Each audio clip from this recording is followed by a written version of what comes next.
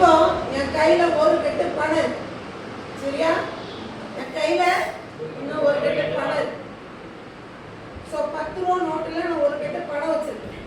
இந்த பணத்தை நான் எல்லாருக்கும் எனக்கு பிடிச்ச சிலருக்கு தரேன். சகாய ஸ்கீம் அங்க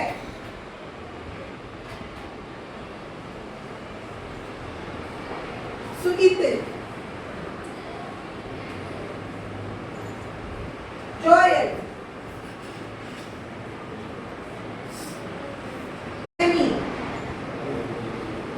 பவித்ரா,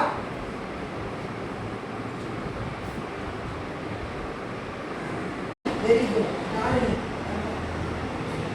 அடுத்து சரி, பிடிச்சவங்களை ஷேர் பண்ணுங்க. காசு ரொம்ப மொத்தமா வச்சுக்கணும், மிஸ் பண்ணிடக்கூடாது. பின்னாடி வேற யாருக்கு வேணும்? வேணுங்கிறவங்க அடிச்சுட்டு. சரி, இப்போ உங்க கையில எல்லார் கையிலயும் கொஞ்சம் பணம் இருக்கு. எவ்வளவு பணம் இருக்கு? 40 ரூபா இருக்கு, 150 ரூபா இருக்கு. உன் கையில எவ்வளவு பணம் இருக்கு? 40 ரூபா. 40 இருக்கு, 40 ரூபா. சோ நமக்கு 150 ரூபா. ஒவ்வொருத்தர் கையிலயும் ஒரு அமௌண்ட் இருக்கா? இந்த அமௌண்ட்டுக்கு ஏதாவது ஒரு பொருள் வாங்குறதுக்காக கொடுக்கலாம். டக்குனு கொடுத்து மாத்துக்கு பார்ப்போம். மொத்தமாய் கொடுக்கலாம், கம்மியா கொடுக்கலாம். இந்த அமௌண்ட்டை உங்க ஃப்ரெண்டுக்கு கொடுக்கணும். யார் வேணும்? Okay, stop stop. யார் கையில இருந்து? என் கையில இருந்து. அதுக்கப்புறம் இந்த பணம் யார் கைக்கு போச்சு? எல்லார் கைக்கு வந்துச்சா? எல்லார் கைக்கு வந்துச்சா? முதல்ல நான் செலக்டிவா கொஞ்சம் பேருக்கு, எத்தனை பேருக்கு கொடுத்தேன்? என்ன சொல்லி பாப்பா, யாருக்கெல்லாம் முதல்ல நான் பணம் கொடுத்தேன்?